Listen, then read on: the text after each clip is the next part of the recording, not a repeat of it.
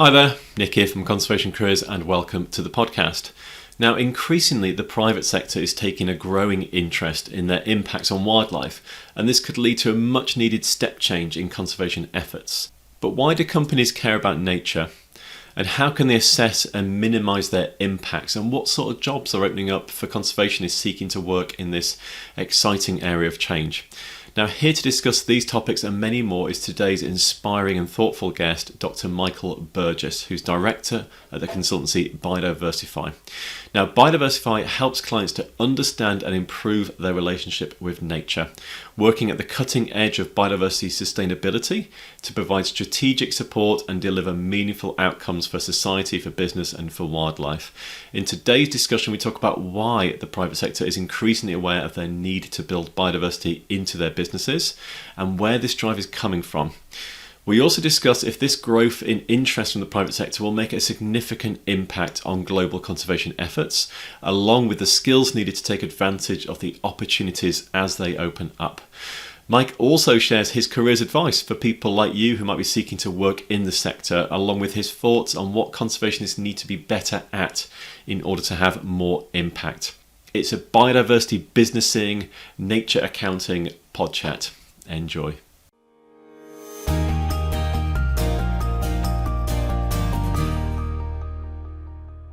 Yeah, I'm Mike Burgass, and I'm a director and co-founder of a company called Biodiversify.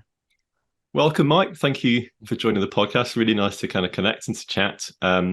And actually, just from the top, I think your name, like Biodiversify, is like such a great name. And you must have been really pleased when you chose that as a company. Yeah, It really works.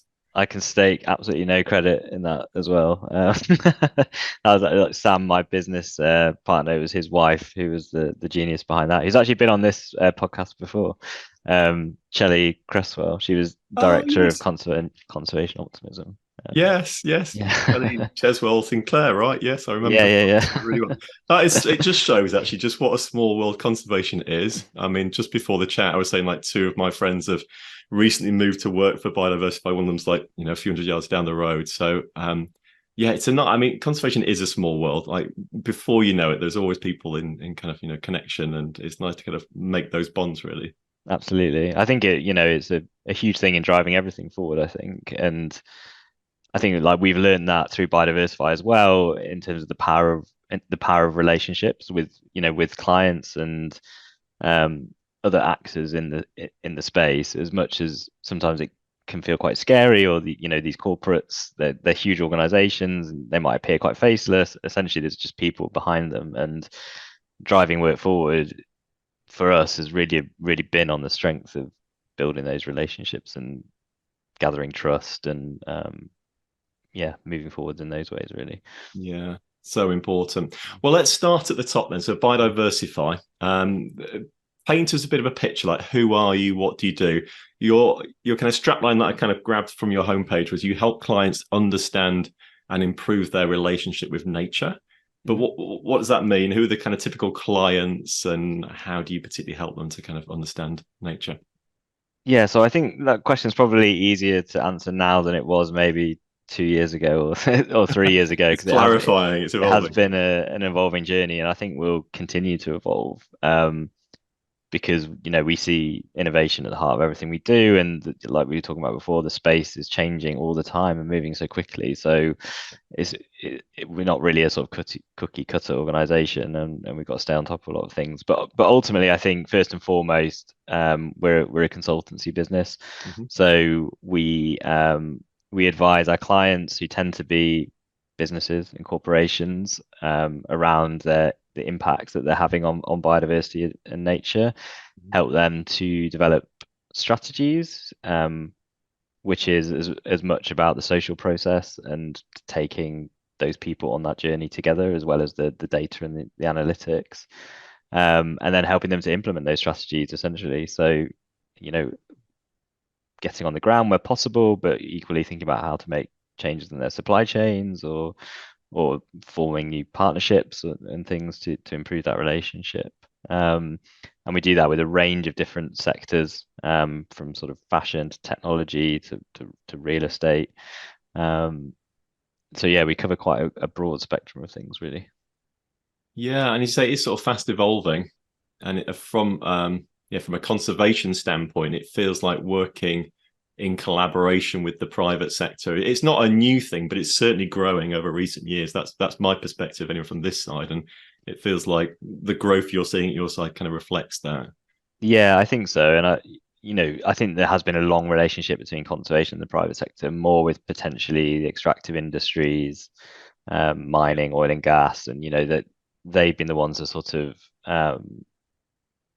take forward, or like come up with and take forward a lot of the concepts that we work around now, like biodiversity offsets or impact assessments and these types of things. And they've got a long history of remediating sites and doing that sort of work on the ground. I think the difference is now it's the range of sectors that are starting to want to, first and foremost, understand what impact they're having on biodiversity or how they depend on biodiversity, and what they can do about it. And that's moving a lot more into sort of value chains and supply chains, Hmm. than those sort of infrastructure type companies who are having a very clear and obvious direct impact on sites. When you're working in fashion, for example, the actual impacts are quite far removed from that company's day-to-day operations. So it's there's a challenge to sort of unpick it in terms of what those impacts are, but then work out also what they can do. Well, let's try and unpick it because that's exactly where I wanted to get to really in the chat. Mm. Was, as you say, like an extractive industry, like someone that's quarrying for gravel or whatever it might be, or extracting gas, or a building company. You can understand quite clearly what these impacts might be. There's this area that you're going to be building on or digging up or whatever it might be. We can try and do a survey to understand what nature's there, what's of Mhm. importance. We can then see, okay, what's going to be impacted. We can then try and mitigate for it, create something elsewhere, or move species, or do whatever it might be. Biodiversity net gain is a huge thing that's growing Mm. here in the UK too, showing a positive gain on wildlife.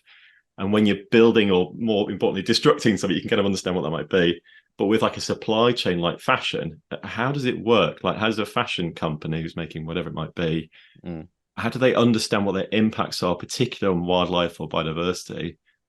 Yeah, well, let's start there. How do they even how do they understand what their impacts might be? How do they quantify or measure or whatever? Yeah, so I think the quantification is probably the next step. I think it's simplest, probably the easiest way to think about it is similar to like scope 3 emissions. So it's Yeah, if you're trying to think about scope 3 emissions, you're looking at where in your supply chain do those emissions occur and trying to calculate that. With biodiversity, it's a similar type process, but you're trying to geographically locate those things. But for climate, you don't have to, right? Because it doesn't matter where you're emitting carbon, as long as you have a rough estimation of, what different stages of the supply chain emit, you can come up with that number, yeah. and work out how to reduce it. With biodiversity, it's all about understanding where those production processes are happening. So depending on the supply chain, take fashion for example, companies usually have a pretty good understanding of, say, their tier one suppliers, which is where the goods are being made within a factory. Hmm. Um, and they have good relationships with those people, and you can trace it back to that level. It starts to get a lot murkier once you once you try and work it back. So there's different things that you can do, different exercises you can do using things like trade models is one thing. Use techniques such as geolocating, where you can take databases of their suppliers and essentially run them through Google Cloud and APIs to then work out where those things are occurring. Or you can kind of make assumptions, particularly towards the bottom of the supply chain, or where those resources have been growing. So we know, for example, where cotton is growing. Like you can find that information out Hmm. globally. So you can start to build that understanding of, what's happening at each stage, and where it's happening. What's the biodiversity like in those locations using different data sets, and then start to marry up those things. You can start to estimate pressures that is occurring in those locations and the sensitivity of biodiversity. So that's how you sort of build that picture, but it very much depends on how good people's data is, the complexity of the supply chains, these types of things. And ultimately, are you looking to create a metric or an indicator, or provide some figures around maybe a baseline or something like that, which you perhaps, I'm guessing, I really am, but are you monitoring? Yeah. Like what's the end result that a business that you're consulting with, again, maybe sticking with fashion industry, like what are they getting at the end of the day that they can then monitor against? So I think at the start of it, we're looking to prioritize where the effort should be placed. Yeah. So where is the most impact Right. So being you'd almost caused? maybe have like a high, medium, low, like I don't Yeah, know, potentially. Like, traffic yeah, light system, or yeah. exactly. And that might be done by tier of supply chain and then location as well. Right. And because this is really new for a lot of companies, even Yeah. like thinking this deep into the supply chain is a huge challenge. So as well as that kind of data side, there is also this almost education piece, this social piece where you're having to impart this information into people's heads and then help them to help people further up the business also understand this. And again, that varies on company to company depending on how advanced they are in terms of sustainability or their understanding or desire to move on these things. So a lot of what we do is equally around strategy development and the social side as much as the data analytics. I think if you just shove a load of data or a huge PowerPoint to someone with loads of information about their risks and blah blah blah, it's not likely to land very well. We're always having to ask ourselves the sort of so what question, like how is this relevant? How is this meaningful to someone, and actually helping to advise them on what they potentially should be doing as the next step, whether that's an action point or if that's we need more information or we need to go out and get this information or something like that. Essentially, we're a mission-driven organization, so we're trying to get improvement within the system. I think sometimes we have to remain patient while people get up to speed, or we help make the case and unlock budgets and these types of things. So it's certainly a journey with our clients. We don't do many sort of fire and forget type projects. A lot of the people that we've been working with for a number of years, going iteratively through things. Have you got any particular, like, I don't know, example showcase projects you could just talk us through a little bit, and particularly any that have maybe got to a point where they've started to create some impact, you've started to kind of move the needle positively? So fashion is a good example, and that's probably why I talk about that one first and foremost, because it's one we can actually talk about. Quite a lot of the stuff we do is actually behind NDAs and these types of things. Yeah, of course, But we've been working with Primark for over 3 years now, and that started off with a similar process to what we were talking about in terms of helping them to understand the risks within their supply chains and within their business operations about biodiversity and nature. And through that, we highlighted like cotton really was their main risk by quite a long way. Most people here have been to Primark or know what it is as a store. There's a huge discounted store in the UK for anyone overseas. But it's big business, isn't it, Primark? Yeah, and sells a lot of cotton clothing, polyester clothing, these types of things. It doesn't use it's not a luxury fashion company who would be using a much wider range of materials, essentially. So and we've been on a process with them over the last 3 years, well, 2 years maybe, in terms of feeding into lots of different aspects of that cotton supply chain. So we've been looking at wet processing and the impacts on biodiversity through wet processing, which is a sort of mid-tier supply chain stage where the cotton dyeing and things like that essentially happen. So it uses a lot of different chemicals, and trying to understand like wastewater discharge in different places and how that's potentially affecting biodiversity. But the big one really is around their sustainable cotton program. So they've had in place a sustainable cotton program since it's just turned 10 years old, actually. And they've trained, I think, like 250,000 farmers in that time. A lot of people don't actually realize this, but raising my eyebrows. I didn't. Yeah, and that program mainly started around livelihoods essentially, Yeah, and ensuring farmers were trained to get good yields, empower female farmers and these types of things. And over time, it's also built out environmental factors, so trying to get reduction in um, pesticides, water use, these types of things. So, yeah. we made it. A key recommendation of that initial risk assessment was there's a huge opportunity here for you to engage within those landscapes Mm. in a meaningful way with biodiversity. Um, and so we've been on a bit of a journey with that in terms of trying, like, even just working out what does it look like for like a fashion company to sort of engage on biodiversity within say Indian cotton farms, which is it's not something that has happened before. So we've been working with Primark, we've been working with Cotton Connect who deliver the training, Sabre, who's the local like ladies, women's organization there who do a lot of the farmer engagement on behalf of Cotton Connect. We've Hmm. got local ecologists now in the field, starting to baseline some villages and farms, work out what data do we actually want to collect long term, what changes would we expect to see through the program, Yeah.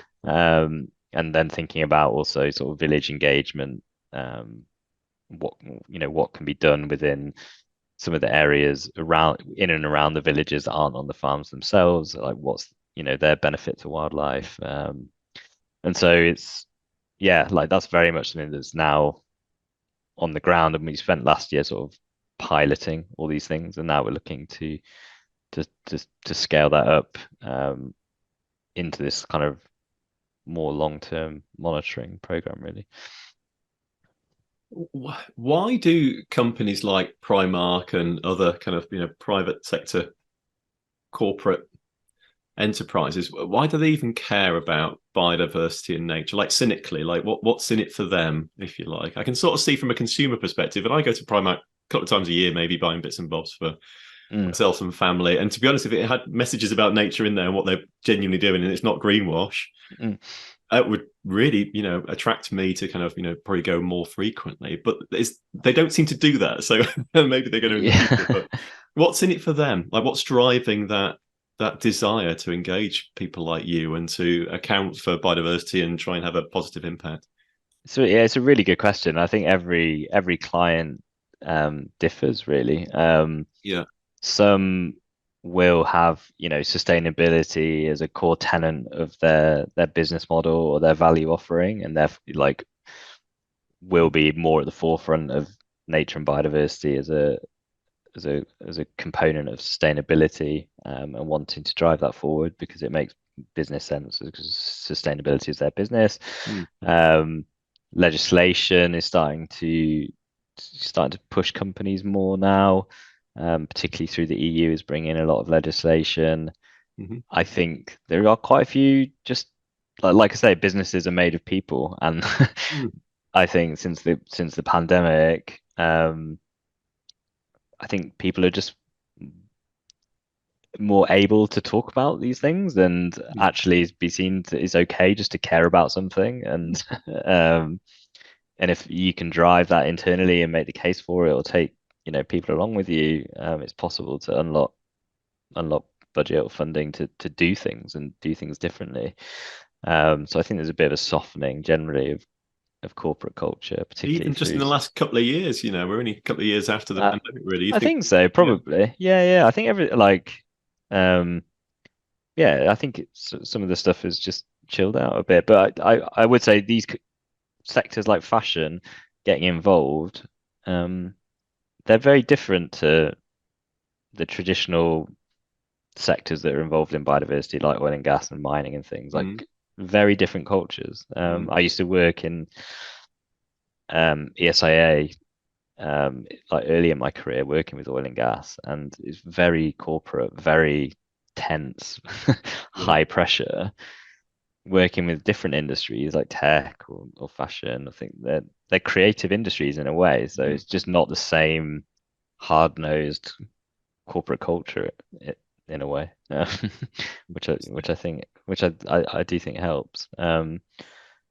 But yeah, that's not to say those sustainability teams are always married up with the business, and sometimes those sustainability teams can be a bit of an island, and it can be about, they've got some budget to do something. I think the big thing going forward will be, how do you integrate sustainability within core business models and take the sort of CEOs and the C-suites into a different place, rather than just continuing with business as usual with some, you know, projects and nice things running on the Yeah. side. And I think that's the big challenge And going that, forward. yeah, and I mean that would be just. It feels like that's the big opportunity within wildlife conservation now. I mean, the sector's been large, and feel free to disagree, but it feels like it's been largely driven by the charity NGO sector Mm-hmm. until recently. Built up on grants and donations and proposals and memberships and however else we're sort of raising money within the sector. More and more we're working in partnership with private organizations, but more and more private organizations wanting to do it themselves. And if, as you say, we can get into kind of the C-suites and the CEOs and talking to other people on the podcast, that more and more is happening, that could unlock huge amounts of funding and huge amounts of impact, which perhaps we've struggled to do so with just a charitable model, if that makes sense. Yeah, no, definitely. And I think, again, going back to those relationships, you can have a better relationship with the business, I think, than you Yeah. can like a grant funder, because they're very cyclical. Yeah. Once you've done something, they're probably, that cycle ends and they're probably looking for something new, or Yeah. like, where, I do think with corporates, there's a potential for much longer term relationships. Like you've Yeah. seen it with, like say, the Primate Sustainable Cost Program is 10 years old now. So, and that's not going away. It's sort of um so I can see definitely things like that happening with the private sector, where it becomes more of an ongoing relationship. Yeah, I hadn't thought about it like more sustainable. I mean, businesses are more like an engine that revs and grows as it evolves, grows, innovates, finds out how to do more better. I think so. Yeah. They Yeah. work on, I guess, slightly different time cycles. They're more of an annual cycle, and it's sort of, once you get in that budget, the sort of machine expects that thing to occur next year. Yeah. If Right. you know what I mean. And so it's sort of, yeah, I think it gives that ability to um to progress with some of these things, as opposed to a grant funding cycle where it's like has a very sharp cutoff, and that's that. Yeah. Um, Sort of more boom and bust. Yeah. yeah, yeah, Before we kind of switch to you and your job, like, and what you do as the director, like, where do you see the work in terms of engaging private sector in nature conservation going? Like, are you optimistic for the future? Do you see, I don't know, exponential growth, or like, what's your? I mean, obviously you're guessing. I'm not putting you on the spot in terms of yeah, yeah, yeah. accurate predictions, but where do you see the future? Because it feels hopeful to me listening, but maybe you feel different. No, I think all signs of like long-term trends are really good. Um, just through things like, business engagement within the global biodiversity framework. Montreal was gigantic compared to previously. Mm. There's all these voluntary initiatives like the TNFD, which is the Task Force for Nature-related Financial Disclosure, Mm-hmm. science-based targets for nature, gaining lots of attention. I don't know how familiar your listeners will be with these things, but they're probably worth checking out if you are interested in this space. There's the Corporate Sustainability Reporting Directive from the European Union, which basically means 50,000 plus companies come 2025 are going to have to report on lots of different areas of sustainability, Mm-hmm. biodiversity and ecosystems being one. And there's a whole piece of legislation around that, which takes up quite a lot of our time at the minute trying to get a head around it and understand what it actually means. But it's surprising how much this legislation is asking of companies. So I think, yeah, the long term outlook is really strong. That's amazing. And the 50,000, are they sort of how are they selected? Are they the big 50,000, or like, where's that number come from? Yeah, so it's something like number of it is a cutoff on number of employees and Yeah. revenue and those Yeah. things, but it will apply to more companies over time, basically. Yeah. So it's almost like one of these blending in type things. But Yeah. yeah, sort of the big companies, and that's not just within the EU. It's if you supply into the EU as well, so it will Wow. affect lots of companies outside the EU as well, if they're of a certain size. But yeah, I think over time, even SMEs will be required to do this stuff, but in a more streamlined type way. Exciting. Yeah, I love it. It sounds good. Let's sort of crunch gears slightly then and talk more about you and your job and your work Mhm. then. So you're a director, one of two directors, am I correct in saying, at Biodiversify? There's you and Yeah, Sam. that's right. Yeah, Sam and I started the business in 2018. Yeah, just the two of us started it together. Yeah. Oh, really recent then? Yeah, 5 years ago. Yeah, five and a half years. Yeah. Yeah. Yeah. Tell us about the last 5 years then. What was it like starting it, and what's happened, that you want to share in the last sort of 5 years in terms of how Yeah, I it's mean, changed, grown? a lot's changed really. I mean, we started the business. I was still finishing we met during our PhDs. Yeah. Yeah, we were in the Interdisciplinary Centre for Conservation Science with EJ Milner-Gulland, Who's been on the and podcast too? Yeah. We know each. um, so I was in the last year of my PhD. Sam had just finished his PhD, um, and yeah, we started the business then on a sort of whim that we wanted to do something without any real idea of what that was going to be. We just wanted to try and have a go at something ourselves and sort of maintain, like we really enjoyed the sort of just like how the PhD life was, I suppose, in terms of Yeah. having that flexibility and that time, that space to do things, and the thought of going back into sort of normal job neither like didn't really appeal to us. And we had a hunch that businesses should be thinking and caring more about biodiversity, essentially. And yeah, so the first 2 years, really, we consulted kind of individually. But like I was doing more sort of marine consulting. Sam was consulting quite a lot around UK landscapes, and we have quite a lot of work still around that.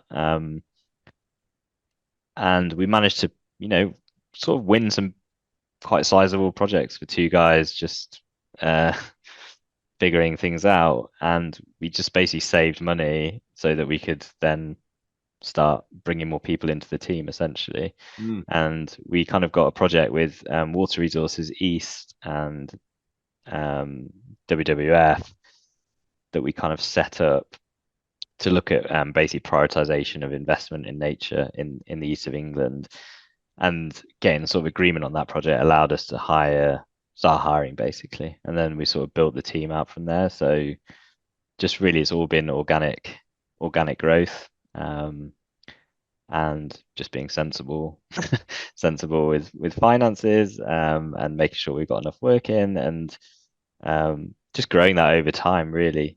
And it's the work is kind of, we were probably more leaning towards UK conservation planning and like landscapes to Yeah. start with, and then it's sort of switched more into the corporate side as we've reacted to sort of the changing market. But we still do quite a lot around UK landscapes, and I've got like kind of plans to further that in a slightly different way than what we're doing with the companies as well.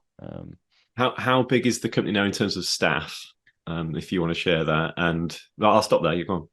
Yeah, so we've got two people starting in 8th of January, and when they've started, I think we'll be 19 in total. Wow. Yeah. Yeah. You must have learned a lot very quickly in terms of growing, establishing, scaling, innovating, and somehow trying to stay sane whilst doing all this. Yeah, it's been for sure. But it's like, to be honest, that's the part probably now that I enjoyed the most. Like actually more than the technical work is Yeah. the organizational side of it. And yeah, because it has been a huge growth and learning experience, like personally, I suppose, as well as a business.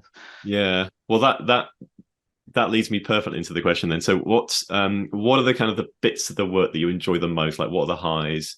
You like the organization. It sounds like you like the people side of stuff. Is there anything else? And also flip side, what are the challenges, the lows? What makes your heart sink? What do you not enjoy about your particular job?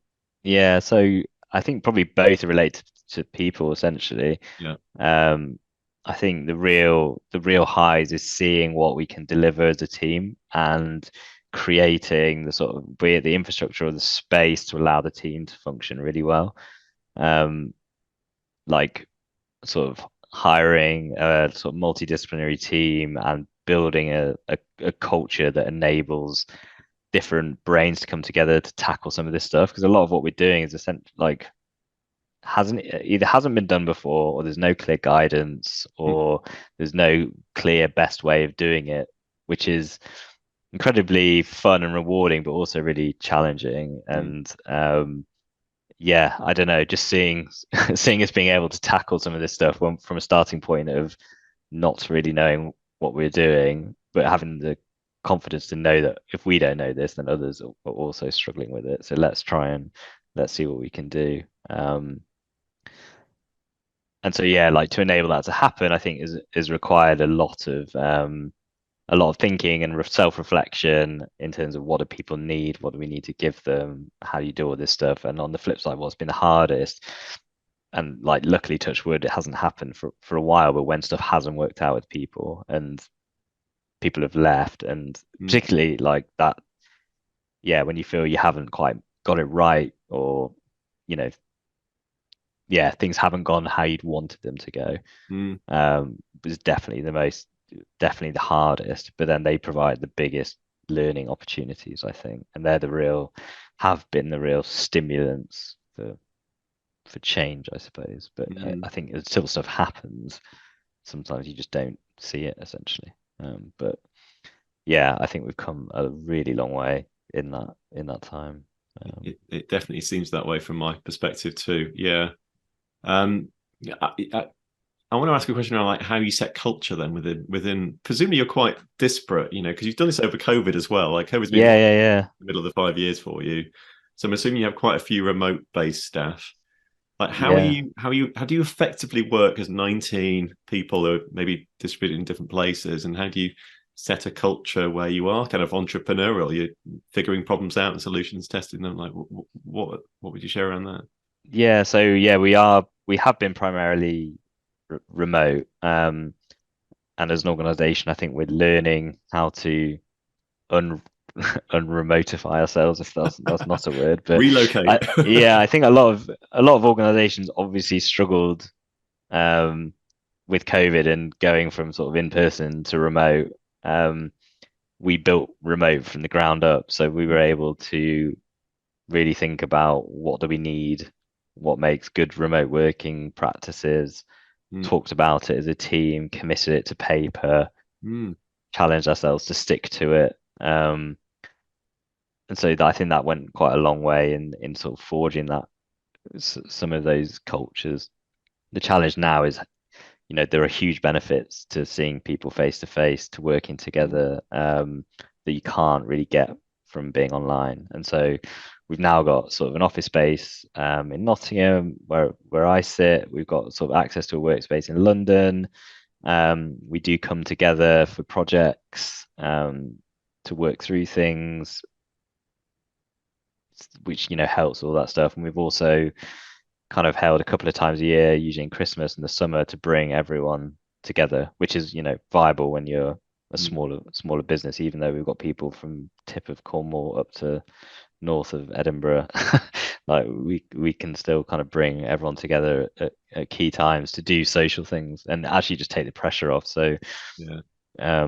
like what we did in the summer, everyone came to Nottingham and we did half a day with a sort of facilitator, um, like a leadership coach who we've been using, who helped us develop our team charter, which is essentially a set of commitments that we all make to each other about how we work and what are the expectations of sort of working in the business. So that was a great thing to do. And then basically for the rest of the time, we just socialize essentially and just put work to one side. And so I think, yeah, we've got like genuine friendships within the team. People help each other out. Um, People are very selfless, and that's basically what we're looking to create, is that effective sort of teamwork essentially. And what skills do you value when you're hiring staff and thinking about, sort of growing the team further into the future? What are the sorts of, people you're looking for? What skills do they have? Where do you think skills might be going over the next, I don't know, 5, 10 years that people need to be developing more themselves because they're going to be increasingly valued? Yeah, so for us, I think it probably kind of splits into two components. One is like more technically oriented. So we have people who are really data savvy, code in R, um, really all over different data sets, data sources, can wrangle data, come up with novel solutions, code little tools, um, and be able to talk about that and actually explain what they've done, what it means, and this kind of thing. And then the other side is probably more like social focused. So working with clients to develop strategy, to do project management, to handle those relationships. So maybe some social science underpinnings in those types of role or experience in those social settings. Mm. So quite different. And if you can do both, then I mean that's quite a rare find, but yeah. But I think basically being able to, I think because we're sort of advisory or consultants, being able to talk about what it is you've done and how you relay that, being able to relay it in a way that's understandable is really, really important for everyone, I think.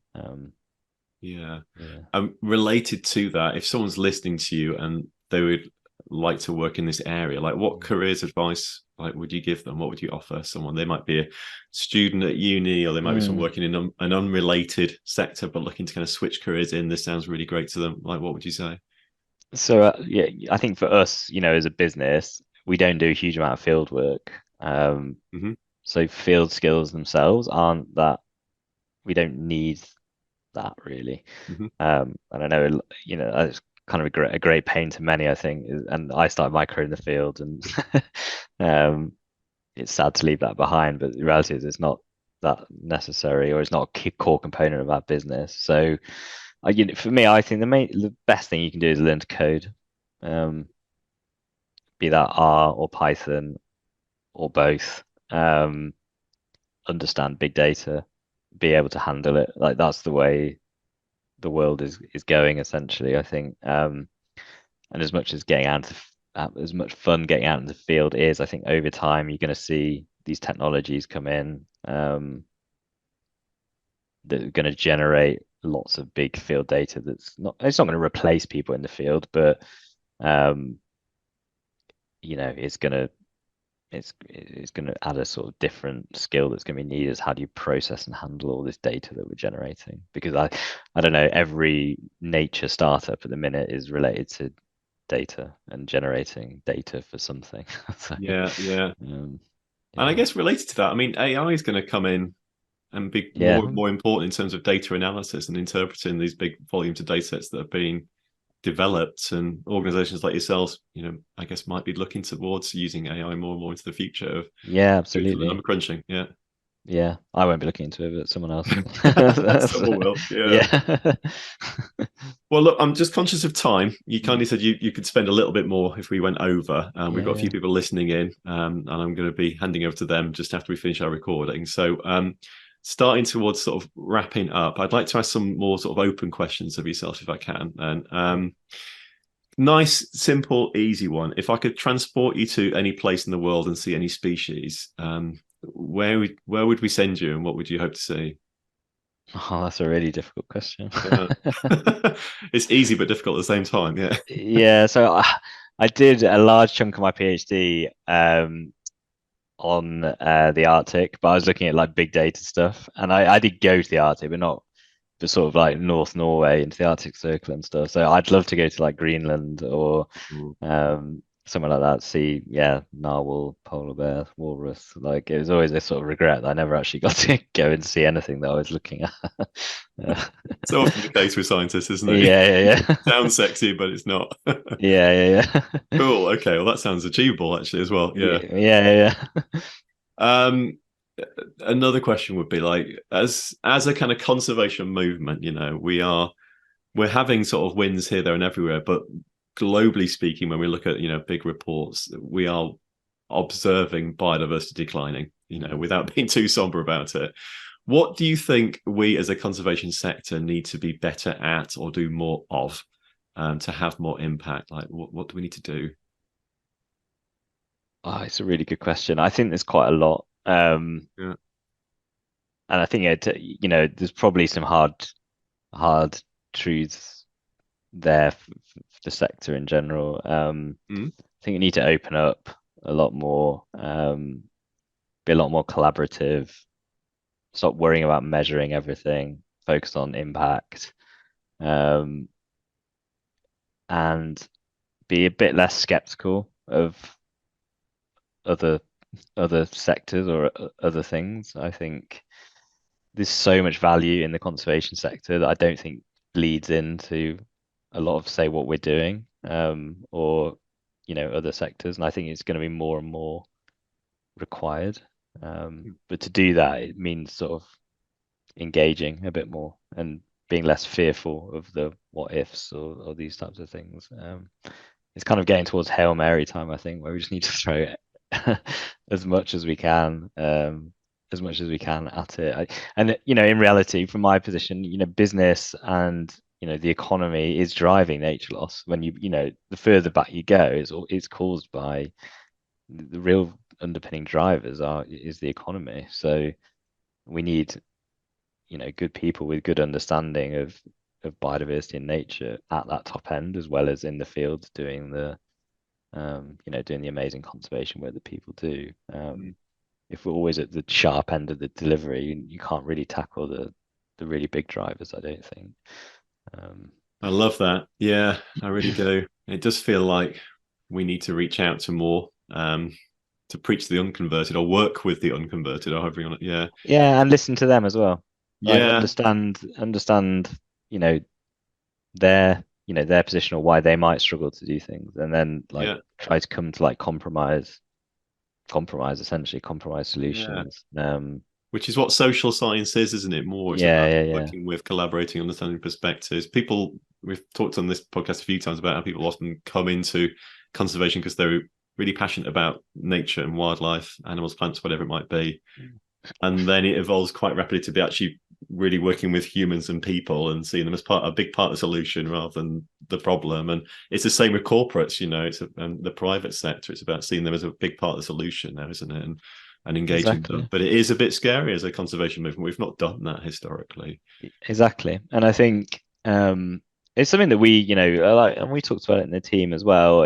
There's a big expectation now to be able to get everything from your job, as in it's sort of billed as, it should be almost like a major part of your personality, and you should be able to get all your wants and desires out of your work. And I think just it's not necessarily that straightforward, and it's not always going to be the case. So if you say like field work or being in nature and things, you can also get that outside of your job, and thinking about ways that you can add value to your own life, not just through your work, but outside of it, and that actually might take the pressure off what you're doing in your job as well, or the expectations that you might Mm.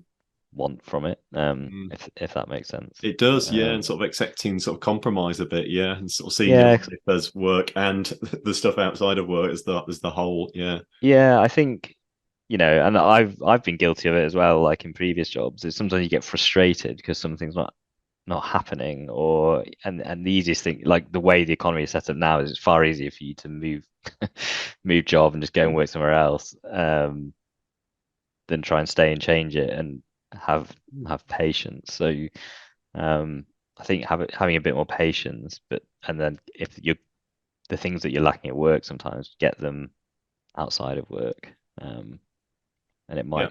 you might just be a bit more satisfied in general, I think. Yeah. And that, like I do a fair bit of, I'm a trustee of two charities and things, which is where I kind of feel like I get my conservation fix sometimes.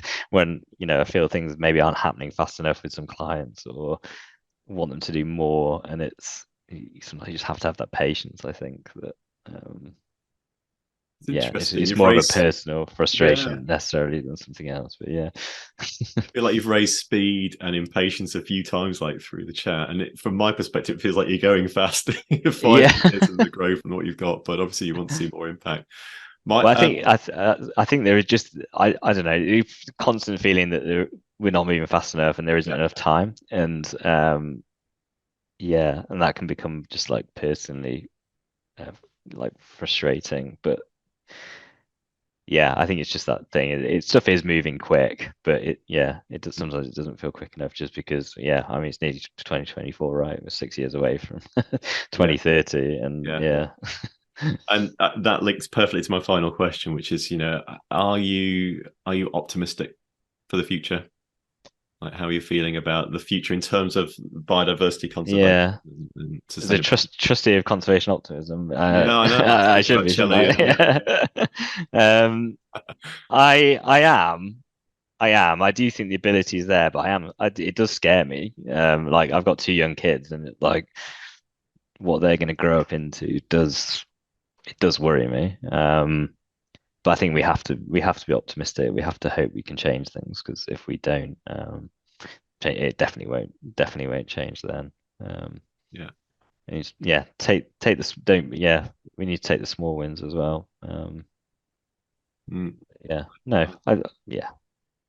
totally agree that. Yeah. Sorry, what were you going to say? No, I was like, we can definitely see progress. It's just we probably need to see more. Yeah. And on that note, Mike, it's been really nice chatting. So we're going to hand over to our audience. I'll ask some questions in a second. But before we kind of finish the recording, is there if people want to find out more about you, your work, Biodiversify, where should we send them? Where should they go? Yeah, so biodiversify.com is our website, so you can get a flavor of what we're doing there, but probably LinkedIn is probably the best place. Both myself and Sam and the company in general is pretty active in there. We quite enjoy that community in terms of sharing things and having good conversations. So that's probably the best place to engage, I would say. Right. Yeah. Well, we'll provide links in our show notes too. So that's great. Once again, Mike, it's been really nice talking. Thanks for jumping on the podcast. Great to get to know you a bit. Cool. Thanks, Nick.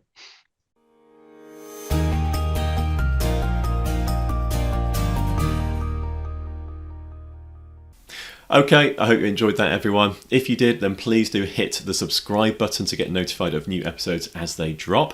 And also, please give us a rating or a review, because it really helps us to get in front of more people, and we really enjoy reading them all.